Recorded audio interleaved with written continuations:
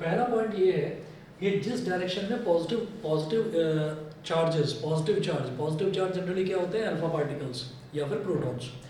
तो जिस डायरेक्शन में पॉजिटिव चार्जेस फ्लो कर रहे होंगे, हम ये कहेंगे कि इलेक्ट्रिक करंट का भी डायरेक्शन वही है, ठीक है। दूसरा एजम्पशन इसमें क्या था कि जिस डायरेक्शन में इलेक्ट्रॉन्स फ्लो कर रहे होंगे, अगर इलेक्ट्रॉन्स इस डायरेक्शन में फ्लो कर रहे हैं तो करंट का डायरेक्शन उसके अपोजिट होगा, ठीक है।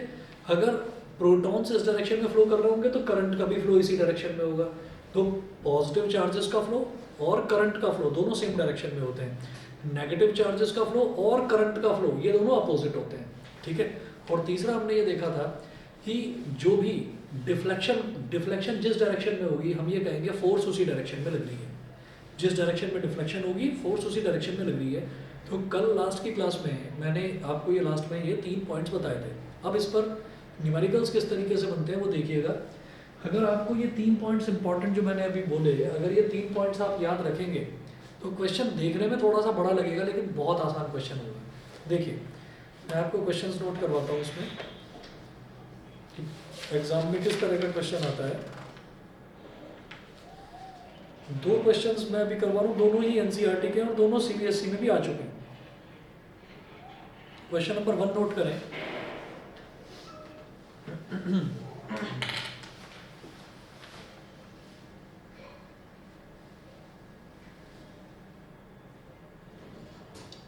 क्वेश्चन नंबर 1 नोट करें। क्वेश्चन 1 है, a stream of positively charged particles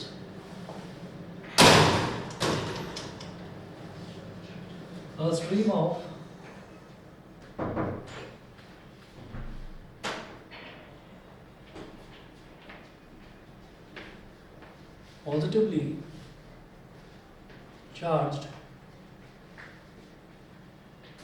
stream of positively charged particles, bracket में लिखिएगा अल्फा पार्टिकल्स,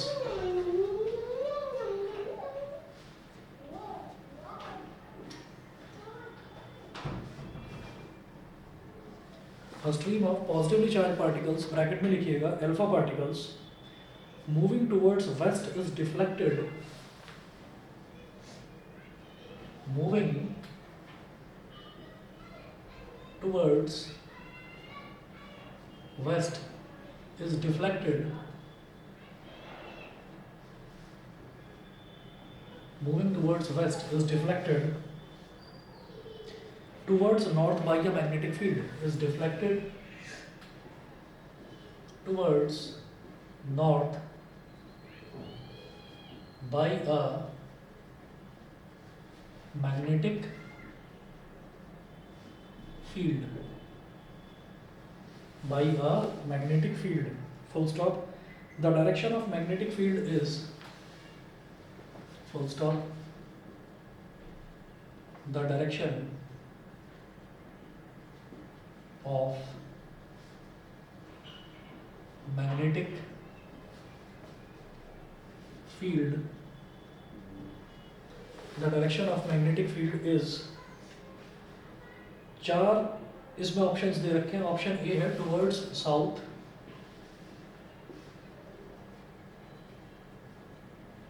ऑप्शन ए है टुवर्ड्स साउथ, ऑप्शन बी है टुवर्ड्स ईस्ट,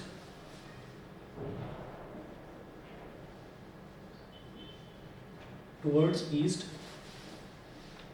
ऑप्शन ए है टुवर्ड्स साउथ, ऑप्शन बी है towards east, option C है downward और D है upward.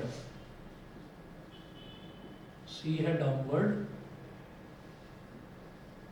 और डी है अपवर्ड। ये 4 ऑप्शंस दे रखे हैं। और अब जरा इसको ध्यान से समझिएगा क्वेश्चन को। हम ना इसमें ऐसे बताते हैं कि जैसे मान लीजिए हम अगर कोई भी, मान लीजिए हम इंडिया का मैप देखते हैं, तो इंडिया का मैप अगर हम देखेंगे तो जनरली कैसे देखा जाता है, इंडिया का मैप हम जो देखेंगे वो हमें दिखाई देगा कि हाँ दीवार पर टांग रखा है इंडिया का मैप। जनरली आप देखते भी हैं कि स्कूल में कहीं जाएंगे तो स्कूल में भी आपको कहीं ना कहीं किसी जगह, आपको हो सकता है क्लासरूम में या किसी टीचर के रूम में कहीं ना कहीं आपको दिखाई दे जाएगा कि वो मैप टांग रखा है ऊपर। अब जब हम मैप देखते हैं तो हम ये देखते हैं कश्मीर ऊपर की तरफ है, हम उसको बोलते हैं कि ये नॉर्थ है, ऐसे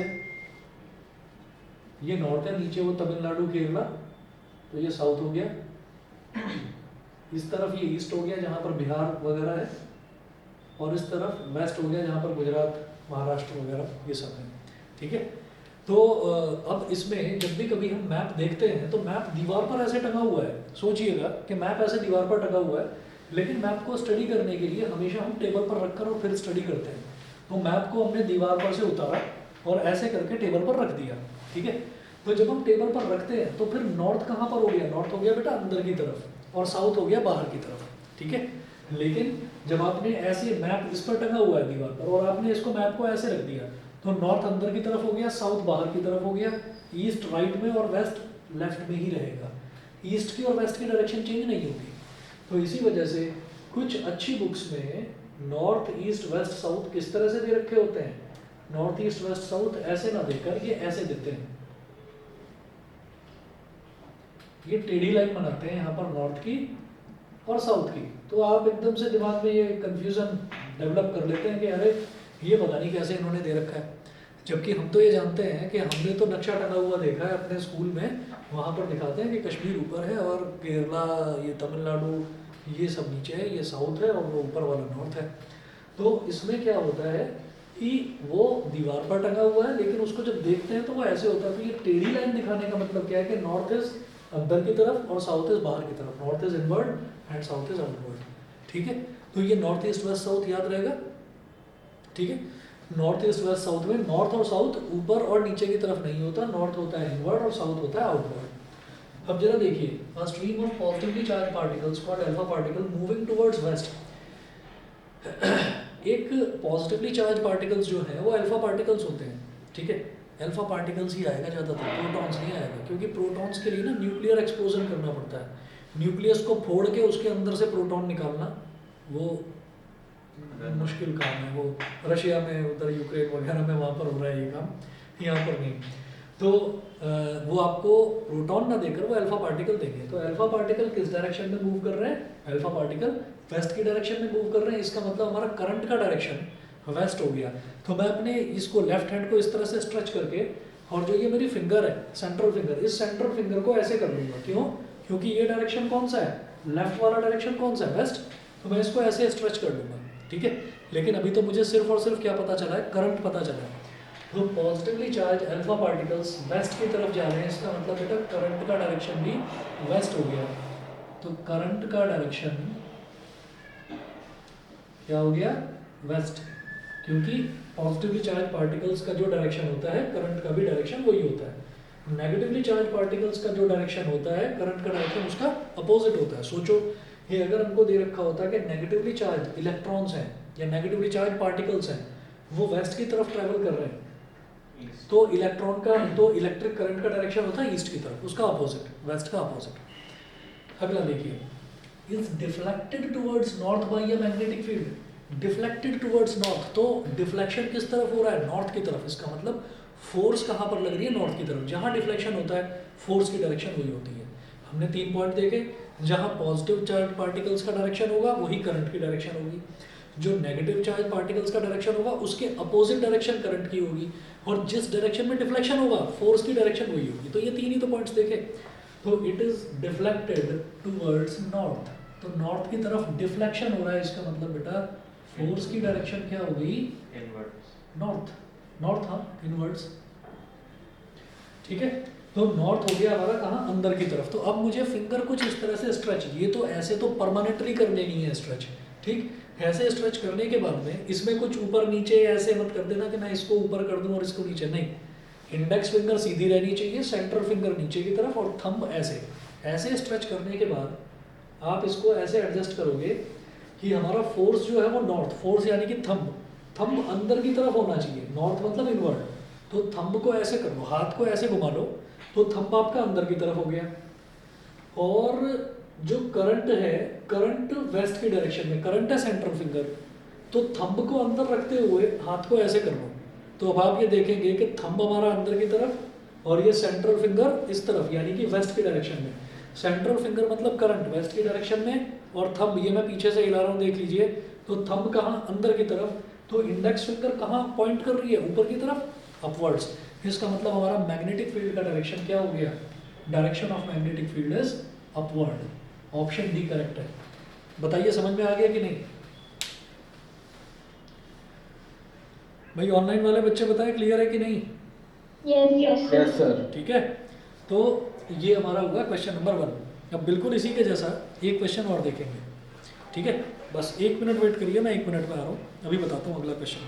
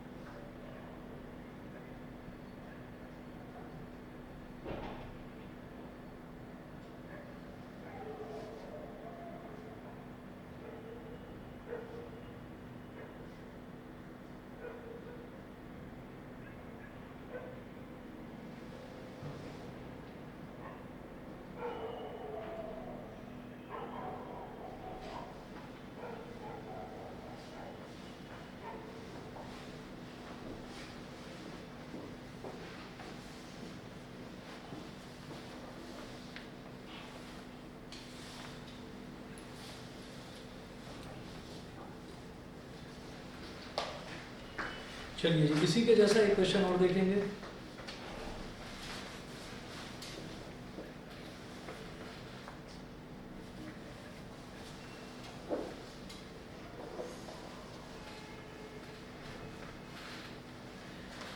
नोट कीजिए question number 2।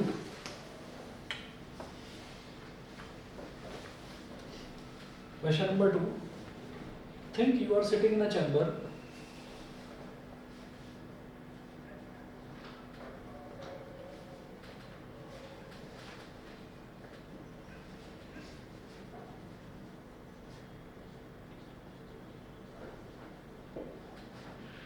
think you are sitting in a chamber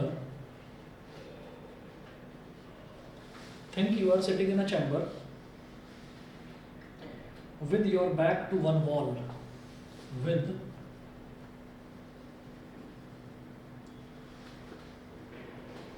your back to one wall. Think you are sitting in a chamber with your back to one wall, full stop. An electron beam moving horizontally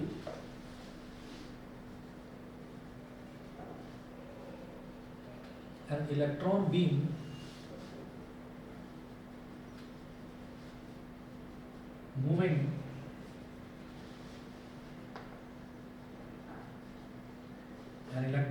moving horizontally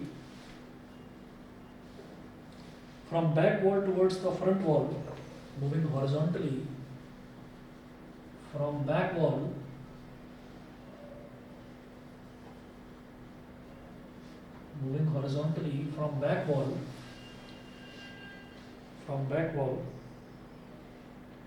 towards the front wall is deflected towards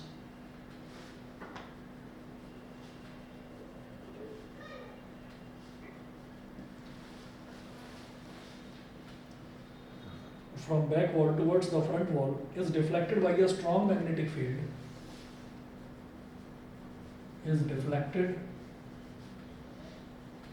by a strong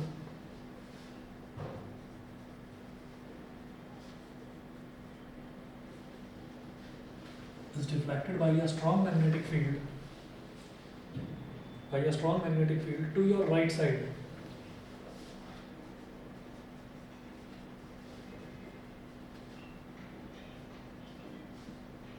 To your right side.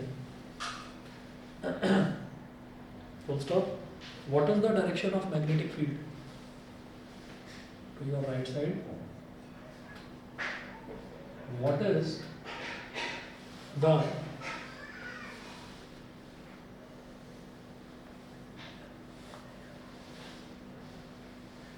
what is the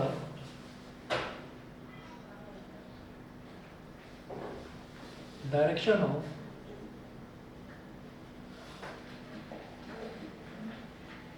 what is the direction of magnetic field. यहाँ पर भी देखिए ये magnetic field का direction पूछ रहे हैं।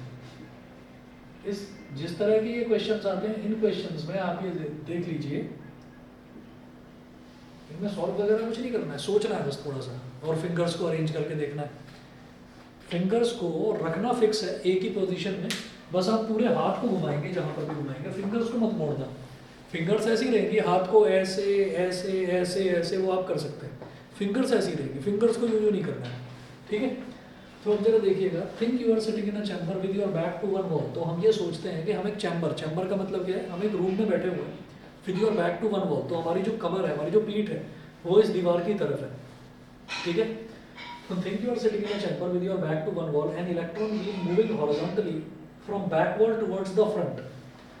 हम ऐसे बैठे हुए हैं, एक इलेक्ट्रॉन बीम है जो बैक वॉल, पीछे वाली वॉल से चलती हुई आती है और आगे की तरफ जाती है, समझ रहे हैं। एक इलेक्ट्रॉन बीम पीछे वाली वॉल से चलती हुई आती है और आगे जाती है, तो इलेक्ट्रॉन बीम का डायरेक्शन क्या हो गया, ऐसे आगे की तरफ। तो इसका मतलब करंट कहाँ आ रहा है, मेरी तरफ। तो मैं अपनी फिंगर्स को अरेंज करके ये जो सेंट्रल फिंगर है इसको अपनी तरफ कर लूंगा कि करंट मेरी तरफ आ रहा है, because electron beam back wall से फ्रंट वॉल की तरफ जा रही है, तो करंट फ्रंट से बैक की तरफ यानी कि हमारी तरफ आ रहा है। ये समझ में आ गया। तो इलेक्ट्रॉन बीम मतलब, इलेक्ट्रॉन बीम मतलब एक मतलब इलेक्ट्रॉन्स हैं बहुत सारे और उसकी एक स्ट्रेट लाइन में जा रहे हैं इलेक्ट्रॉन बीम। बीम का मतलब होता है कि जैसे टॉर्च होती है ना, टॉर्च, तो टॉर्च की जब हम लाइट मारते हैं सामने की तरफ तो वो बिल्कुल एक स्ट्रेट लाइन में जाती है, तो हम उसको क्या बोल देते हैं ही light beam of torch. Light beam, beam का मतलब स्ट्रेट लाइन में जाने वाली लाइट। तो इसी तरह से स्ट्रेट लाइन में ट्रैवल करने वाले इलेक्ट्रॉन्स, समझ में आ गया। Yes sir. तो इलेक्ट्रॉन बीम बैक वॉल से और फ्रंट वॉल की तरफ जा रही है, तो करंट फ्रंट वॉल से बैक की तरफ यानी कि हमारी तरफ आ रहा है। तो सेंट्रल फिंगर को अपनी तरफ कर लो, फिंगर्स मैंने ऐसे ही एडजस्ट कर रखी है, सेंट्रल फिंगर को अपनी तरफ कर लो। फिर उसके बाद देखिए उन्होंने क्या बोला, an electron beam moving horizontally from backward towards the front is deflected by a strong magnetic field to your right side, ठीक है, to your right side, ठीक। तो अब आप ये देखिएगा, फिर सबसे पहले हम बात करेंगे करंट की। तो करंट टुवर्ड्स अस हमारी तरफ आ रहा है करंट, टुवर्ड्स अस, ये तो करंट हो गया। फिर डिफ्लेक्शन का मतलब क्या होता है बेटा, फोर्स। तो उन्होंने बोला an electron beam moving from the imagine that you are sitting in a chamber with your back to one wall and an electron beam is coming from the back side towards your front side, back से front की तरफ जा रही है, तो current ऐसे आ गया और वो जो इलेक्ट्रॉन बीम है is deflected towards our right, हमारे राइट की तरफ वो डिफ्लेक्ट हो रही है। तो डिफ्लेक्शन यानी कि थंब। तो इस फिंगर को अपनी तरफ रखते हुए इसको ऐसे कर लो, सेंट्रल फिंगर देखिए हमारी तरफ है और मैंने हाथ को घुमा दिया तो थंब इस तरफ हो गया, तो थंब राइट की तरफ कर दिया टुवर्ड्स अवर राइट, ठीक है।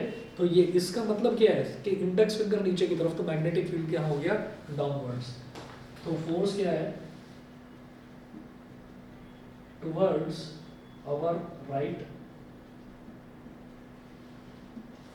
बस लास्ट में ये लिख देना as per Fleming's left hand rule, as per Fleming's left hand rule, magnetic field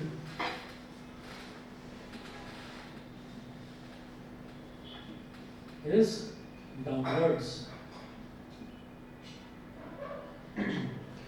magnetic field is downwards का मतलब मैग्नेटिक फील्ड की जो डायरेक्शन है वो नीचे की तरफ is downwards,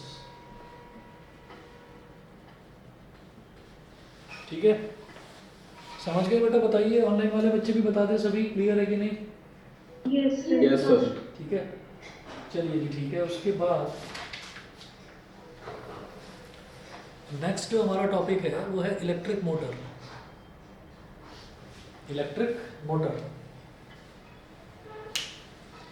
इलेक्ट्रिक मोटर जो है, इलेक्ट्रिक मोटर का मैं आपको डायग्राम बनाकर समझाऊंगा, और उसके अलावा इलेक्ट्रिक मोटर हो गया और एसी जनरेटर हो गया, इन दोनों की जो वर्किंग है और प्रिंसिपल है, तो वो स्टेप बाय स्टेप आप मतलब समझते जाएंगे और उसको लिखते जाएंगे। वो मेरे नोट्स हैं खुद के बनाए हुए, मैं उसकी आपको फ़ोटो भेज दूंगा, ठीक है? क्या चीज़? आपके वीडियो हाँ ठीक है, ठीक चलेगा। तो मैं उसकी फ़ोटो आपको भेज दूंगा, तो आप लोग उसमें देख लेना। इलेक्ट्रिक मोटर जो है, इलेक्ट्रिक मोटर में हमें क्या देखना है, हम एक रेक्टेंगुलर कॉइल लेते हैं। कॉइल क्या है? कॉइल कुछ भी नहीं है, एक स्ट्रेट वायर है। उस स्ट्रेट वायर को आपने फोल्ड करके रेक्टेंगल की शेप दे दी, ठीक है? एक स्ट्रेट वायर है, उसको अगर घुमाकर आप सर्कल की शेप दे देंगे तो उसी को सर्कुलर कॉइल बोल देते हैं। एक स्ट्रेट वायर को घुमाकर आपने सोलेनॉइड की फॉर्म दे दी तो उसको सोलेनॉइड बोल देते हैं। तो वायर वही है, वायर को घुमाकर आपने रेक्टेंगल की शेप दे दी। तो उसमें ना स्टेप बाय स्टेप हमको ये बताना है कि हमने एक रेक्टेंगुलर कॉइल ली, हमने एक हॉर्स शू टाइप मैग्नेट लिया, एक तरफ नॉर्थ पोल एक तरफ साउथ पोल, फिर हमने कुछ ब्रशेज उसमें कनेक्ट करे, फिर उसमें हमने एक बैटरी कनेक्ट करी। तो ये जो सारा स्टेप बाय स्टेप प्रोसीजर है, ये स्टेप बाय स्टेप प्रोसीजर मैंने नोट्स में दे रखा है, डायग्राम भी उसमें दे रखा है। आप बस इसका वर्किंग समझिए। हमको इस चैप्टर में अब जो हमारे दो इंपॉर्टेंट टॉपिक्स हैं, पहले एक बार ये देख लो जनरेटर है सिलेबस में या नहीं। एसी वाला शायद डीसी वाला अच्छा, शायद से। ये इलेक्ट्रिक मोटर है। इलेक्ट्रिक मोटर के बारे में आपका है इलेक्ट्रोमैग्नेटिक इंडक्शन के बाद उल्टा है उसका इलेक्ट्रिसिटी फ्रॉम मैग्नेटिज्म। डीसी नहीं है शायद, है ना? यस डीसी नहीं है, और इलेक्ट्रिक फ्यूज वगैरह ही हटा दिया सिलेबस में से।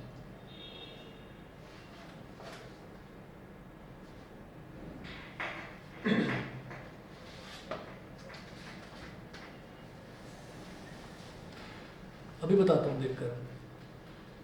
एक पीडीएफ अभी आपके स्क्रीन पर शेयर करूंगा, चेक कर लेना सभी बच्चे। सर जनरेटर के आगे से नहीं आ रहा। देखता हूँ बेटा, एक मिनट।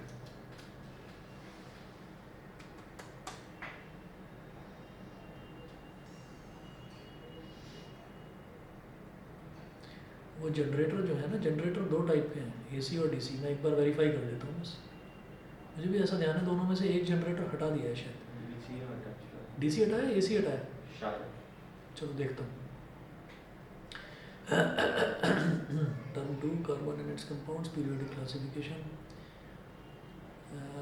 इलेक्ट्रिसिटी और मैग्नेटिक इफेक्ट। देखिए जी, फ्लेमिंग्स लेफ्ट हैंड रूल तक ये इसमें दे रखा है। आपको अभी इसमें दिखा देता हूँ मैं। यहाँ जूम पर 1 मिनट के लिए वीडियो बंद होगी और स्क्रीन शेयर होगी, देखना जरा। दिखाई दे रहा है सबको? सामने लिखा हुआ magnetic effects of current. Yes, sir.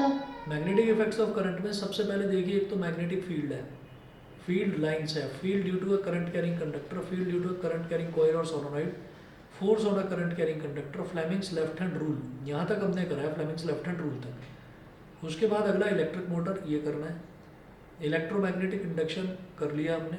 फिर है induced potential difference, induced current, ठीक है, और फ्लेमिंग्स राइट हैंड रूल। चलो जी, फिर तो एंजॉय करो, कुछ नहीं। इलेक्ट्रोमैग्नेटिक इंडक्शन, इलेक्ट्रिक मोटर है, बस जनरेटर तो है नहीं सिलेबस में।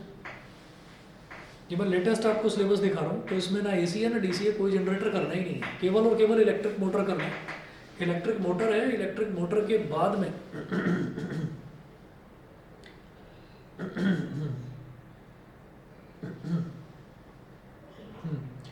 इलेक्ट्रिक मोटर के बाद में केवल इलेक्ट्रोमैग्नेटिक इंडक्शन है, बस ये करना है और कुछ नहीं।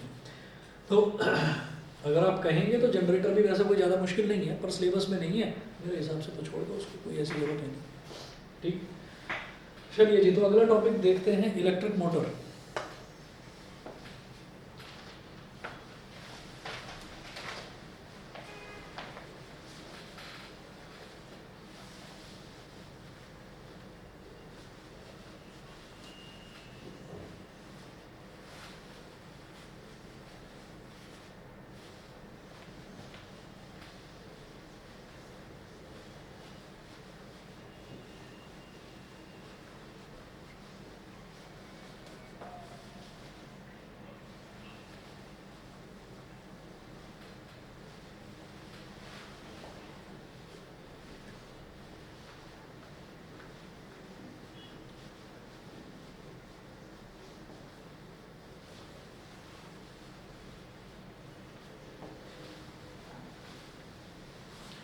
तो इलेक्ट्रिक मोटर में देखिए वर्किंग तो आप इसकी पढ़ देंगे, वर्किंग में आपको भी एक एक करके स्टेप बाय स्टेप समझाऊंगा भी, और वही सारी चीज़ नोट्स में लिखी हुई भी हैं, 8-10 स्टेप्स हैं, तो वो सारी चीज़ आप उसमें से कर लेना। और उसमें एग्जैक्टली ये नहीं है कि एग्जैक्टली आपको उसका रट्टा लगाना है सारा स्टेप्स का, आप समझ जाइए।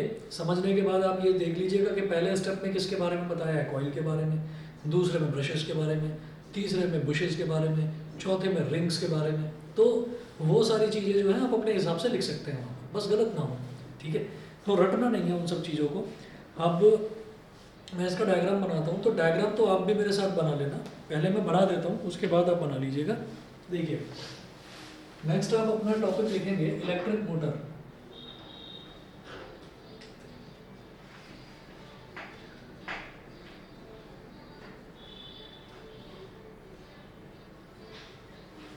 इलेक्ट्रिक मोटर,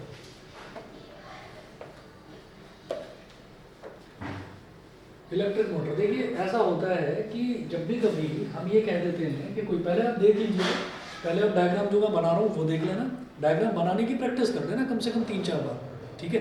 डायग्राम गंदा नहीं बनना चाहिए। तो आप ये देखो कि अगर मान लो मैं ऐसे ही बोल देता हूँ कि एक मैग्नेट इधर रखी हुई है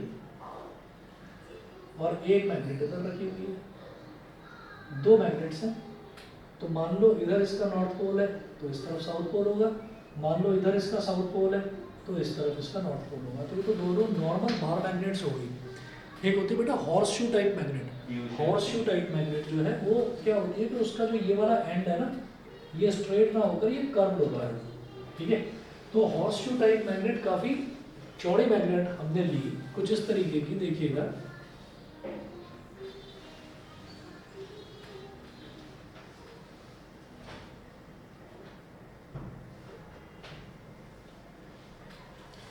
ये हॉर्सशू टाइप मैग्नेट मैं ऐसे ही ले रहा हूँ।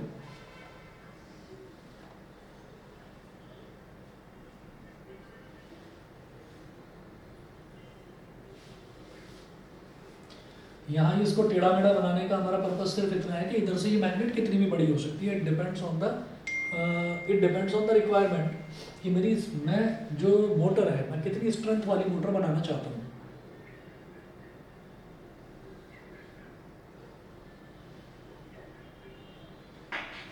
ठीक है, इधर आप लिखेंगे एन फॉर नॉर्थ पोल, इसके ठीक सामने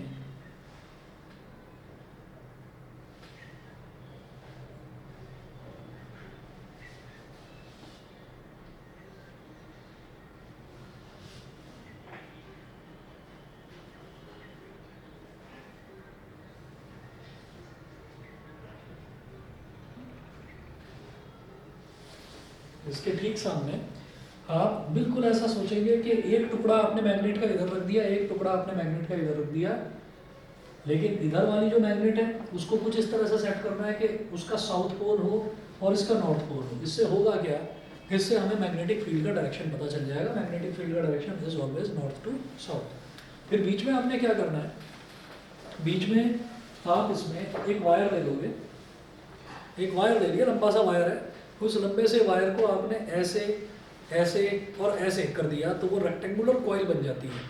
एक वायर की कॉइल बनाओ या आप 10 वायर्स की कॉइल बना दो या एक ही वायर को 10 बार लपेट दो, ठीक है। तो वो बाद की कहानी है, वो मैं आपको बाद में बताऊंगा कि इलेक्ट्रिक मोटर की स्ट्रेंथ को इंक्रीज कैसे करा जा सकता है, ठीक है। आपने देखा है ना घर में अलग अलग तरीके के पंखे होते हैं, छोटा सा फैन होता है एग्जॉस्ट फैन जो है वो बहुत हल्की हवा फेंकता है। एक होता है कि हाई फ्लो वाला एग्जॉस्ट फैन होता है कि बहुत हैवी ड्यूटी एग्जॉस्ट फैन, जो बड़े बड़े एग्जॉस्ट फैन होटल्स में रेस्टोरेंट में लगे रहते हैं, जहाँ पर खाना बनता है तो धुआं वगैरह वो तुरंत सारा का सारा धुआं बाहर फेंक देते हैं। नहीं तो पता चला रेस्टोरेंट में बैठे हुए लोग ही खांसने लगेंगे, वो धुआं भर जाएगा अंदर। तो वो डिपेंड करता है कि आप इलेक्ट्रिक मोटर कितनी स्ट्रेंथ की बनाना चाहते हैं, वो चीज़ में बाद में आएंगे। फिलहाल आपने क्या करा कि आपने एक वायर लिया और एक वायर को आपने एक रेक्टेंगल की शेप दे दी कुछ इस तरह से,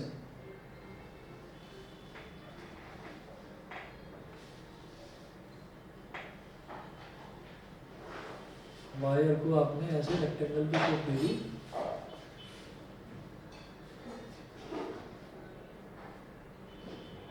ठीक है। रेक्टेंगल की शेप दे दी, आप ये कहेंगे कि टेढ़ा टेढ़ा सा सब कुछ कैसे है, तो समझ जाइएगा कि ये इस तरीके से अंदर रखा हुआ है हमने, ये ऐसे साउथ वाला जो पोल है ये भी ऐसे, और रेक्टेंगुलर कॉइल को इस तरह से रखा हुआ है हमने, ठीक है। तो बोर्ड पर टेढ़ा दिखाने के अलावा और कोई ऑप्शन नहीं है हमारे पास। तो यहाँ ऐसे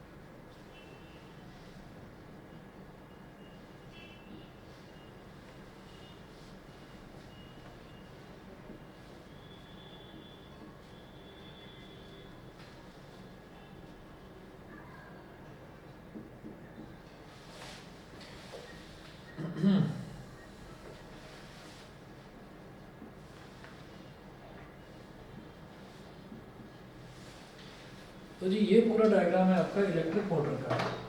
अब इलेक्ट्रिक मोटर को अगर हम देखते हैं तो बाहर से तो बड़े अलग अलग डिज़ाइन की बड़ी सुंदर सुंदर सी वो बनाकर मार्केट में हमको मिलती हैं, लेकिन ये इंटरनल स्ट्रक्चर है। अगर हम किसी भी इलेक्ट्रिक मोटर को कभी भी हम खुलते हुए देखेंगे, किसी मैकेनिक की शॉप पर अगर हम रिपेयर होते हुए देखेंगे, तो हमें उसके अंदर ये बड़े बड़े दो मैग्नेट के टुकड़े जरूर मिलेंगे। अगर मैग्नेट नहीं हुई तो इलेक्ट्रिक मोटर समझ लेना काम नहीं करेगी, ठीक है।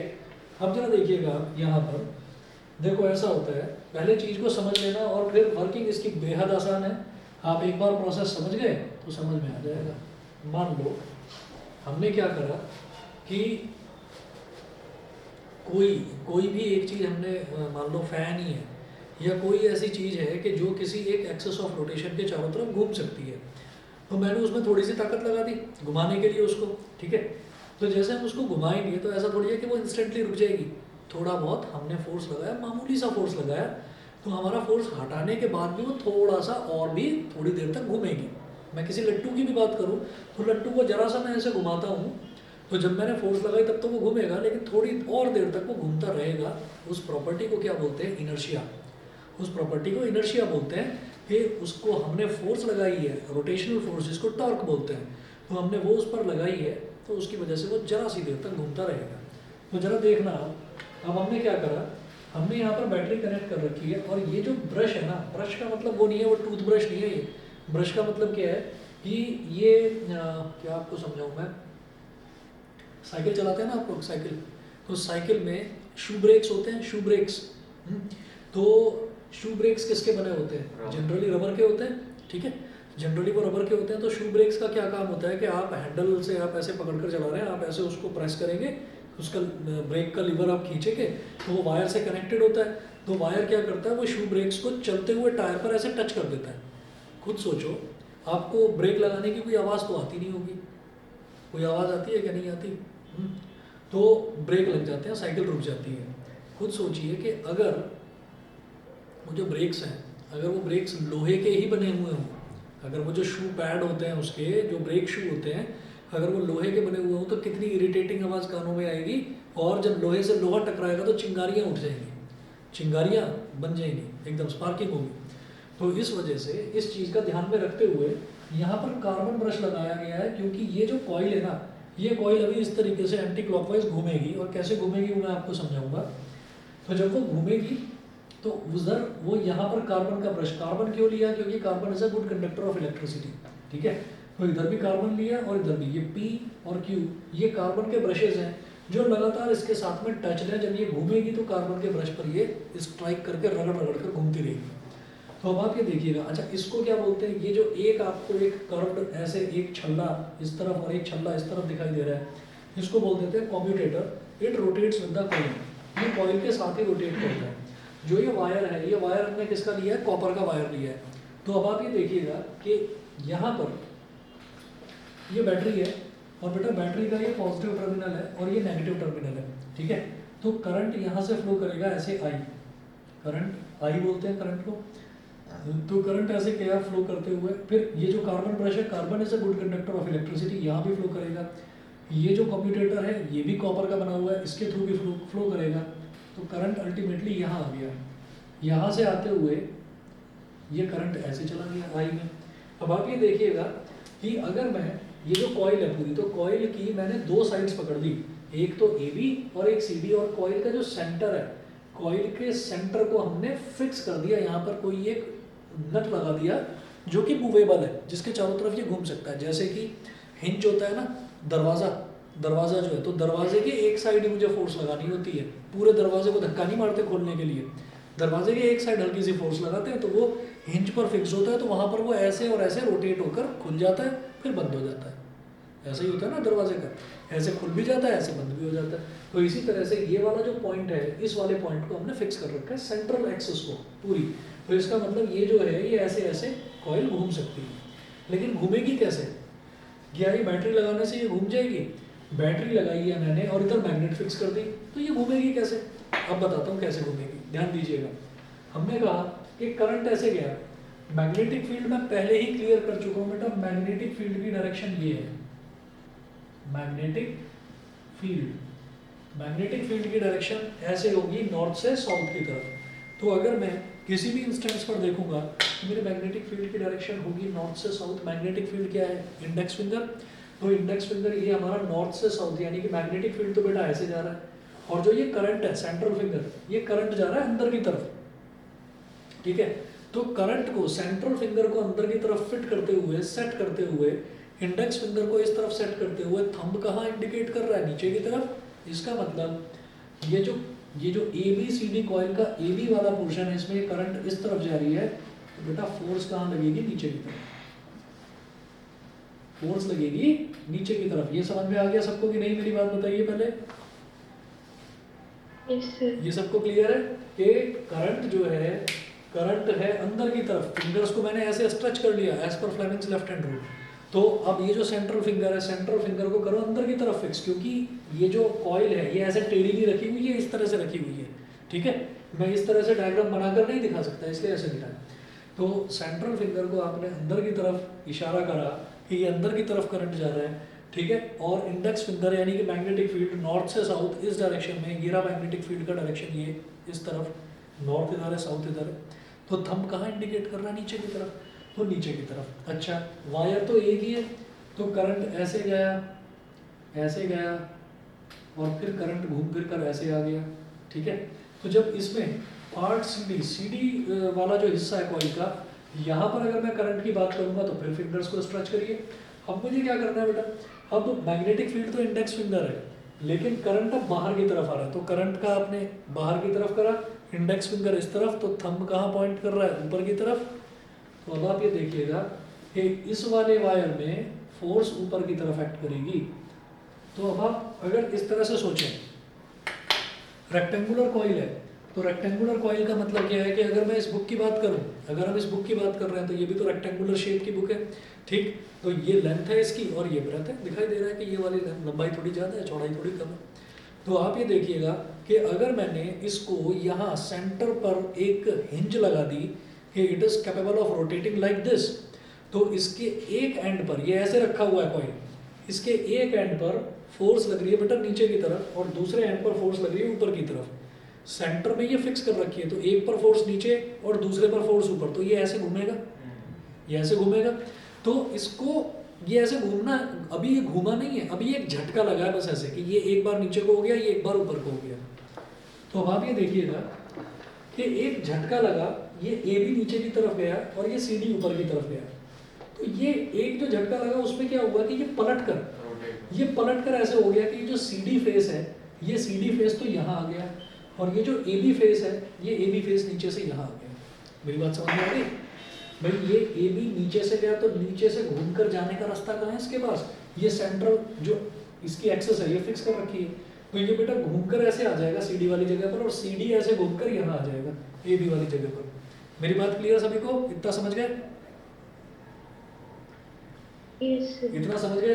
अच्छा, उसके बाद देखिएगा कि अब यहाँ पर देखिए कि यहाँ पर हमने क्या करा कि यहाँ पर जो गैप छोड़ रखा है इन दोनों के बीच में, ये गैप क्यों छोड़ रखा है?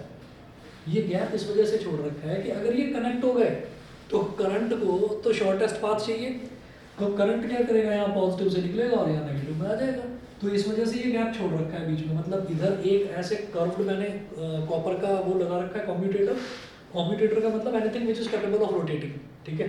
और एक कम्यूटेटर ऐसे लगा रखा है, तो एक हमने समझ लीजिए कि एक सर्कल बना रखा है, लेकिन सर्कल को कंप्लीट नहीं कर रखा, आधा यहाँ से, जरा सा यहाँ से काट दिया, जरा सा यहाँ से काट दिया, ठीक है।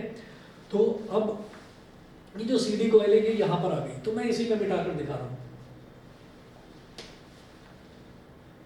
ये सी इधर और बेटा डी इधर, यहाँ ए इधर और बी इधर, ये ए बी हो गया, ठीक है। तो अब सवाल ये उठता है कि आपके दिमाग में ये चीज़ आ सकती है कि जब ये ऐसे घूमा तो घूमकर ये जरा सा जो खुला हुआ पोर्शन है ये भी तो यहाँ टकराया होगा, तो उस टकराने के दौरान में करंट तो मिला नहीं होगा इसको, तो फिर ये घूमता क्यों रहा? तो हम ये कहेंगे जो हल्का सा झटका लगा है उसकी इनर्शिया की वजह से ये घूमकर वापस आ गया, ऐसा कि अब सी डी इस तरफ और ए बी इस तरफ। फिर सी डी की बात करेंगे तो अगेन देखो सी डी अब किससे कनेक्टेड है? पॉजिटिव टर्मिनल से, तो करंट ऐसे जा रहा है, ठीक। तो करंट जो है वो अंदर की तरफ, ठीक है, मैग्नेटिक फील्ड इस तरफ, तो फोर्स अगेन नीचे की तरफ। और इसमें देखिए करंट बाहर की तरफ, मैग्नेटिक फील्ड इस तरफ, तो फोर्स ऊपर की तरफ। तो जैसे ही सी डी यहाँ पर आ गया, सी डी पर लगा फिर फोर्स नीचे की तरफ, ए बी पर फिर ऊपर की तरफ, फिर ए बी पलट कर आया, फिर सी डी पर नीचे की तरफ, फिर ए बी पर ऊपर की तरफ। This process continues on and on and on and on, और लगातार जो ये आपका कॉइल है ये रोटेट करता जाएगा करता जाएगा करता जाएगा, ठीक है। और इससे हमने 1 2 3 4 फैन के ब्लेड कनेक्ट कर दिए, ठंडी ठंडी हवा मिल रही है, फिर बन गई मोटर।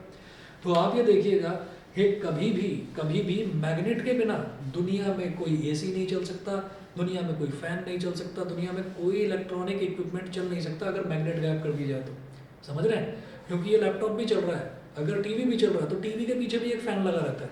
टीवी का जो इलेक्ट्रॉनिक्स पूरा का पूरा जो डिवाइस है उसको ठंडा रखने के लिए उसके पीछे भी एक इनबिल्ट फैन होता है, वो फैन उसको लगातार ठंडा करता रहता है, नहीं तो सर्किट का टेम्परेचर इतना हाई हो जाता है कि वो उसको पिघला देगा, मेल्ट कर जाएगा, उसका जो पूरा सर्किट है वही मेल्ट कर जाएगा। तो फैन की इंपॉर्टेंस इतनी ज़्यादा है कि अगर लैपटॉप का फैन खराब हो जाए तो लैपटॉप मुश्किल से 10 15 20 मिनट चलेगा, ओवर हीट होकर बंद हो जाएगा।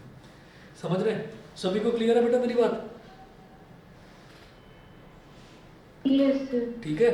अगर मैग्नेट नहीं होगी तो मोबाइल फ़ोन में वाइब्रेट वाला फीचर नहीं मिल सकता। वो जो वाइब्रेट होता है ना, तो वाइब्रेट में भी उसमें मामूली सी छोटी सी एक मोटर लगाए रखते हैं। तो सोचो कि कितने छोटे छोटे वो नॉर्थ पोल और साउथ पोल के मैग्नेट भी उसमें इंसर्ट करते होंगे, ठीक।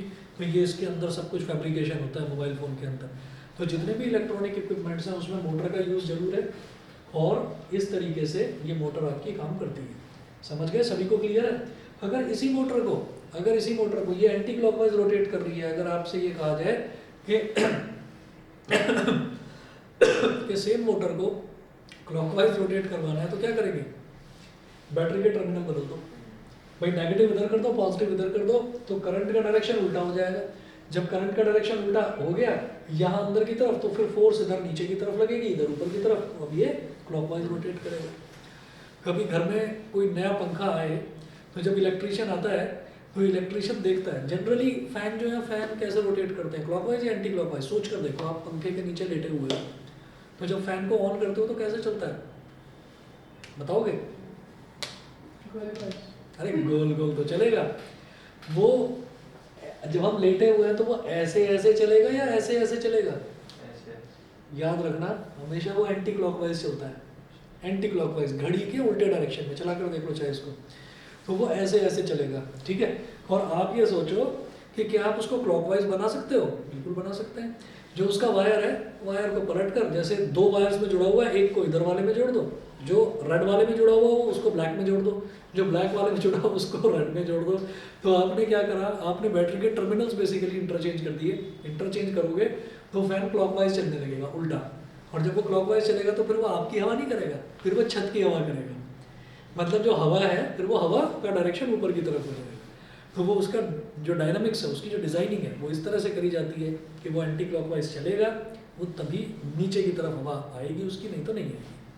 ठीक है, ये क्लियर है? इलेक्ट्रिक मोटर के नोट्स मैं आपको भेज दूंगा, उसमें से आप इसकी थ्योरी पूरी नोट कर लेना। फिगर इस तरीके से बनेगी, फिगर बनाने की प्रैक्टिस कर लेना, ठीक है। वो फिगर कुछ उल्टी सीधी मत बना देना वहाँ पर कि उसको पता ही ना चले कि ये कॉइल है या क्या है, ठीक है। तुमने फिर भी ठीक बनाई है। चलिए जी, फिर आज इतना ही करते हैं। और अगर कल आप लोगों की छुट्टी है तो थोड़ा पहले रख लें क्लास, दोपहर में 12-1 बजे के आसपास। सर कल पेपर है। किस टाइम तक फ्री हो जाओगे बेटा? सर 11:30 को रहूँगी। 11:30 तो मैं उसके बाद ही सोच रहा हूँ कि 12 बजे या 1 बजे रख लें, ठीक है सर। ठीक है। बाकी बच्चे बताएं भाई, उदय, शगुन, यस सर। कोई problem? Sir Modit, Akshat? Yes sir. Akshat तो आ जाएगा सेम स्कूल में। चलिए ठीक है, फिर आज इतना ही करते हैं। मैं मैसेज कर दूंगा, देख लेना, या तो 8 to 9 ही करूँगा और नहीं तो दोपहर में 1 बजे या 12 बजे के आसपास, ठीक है। Thank you. Okay, good night.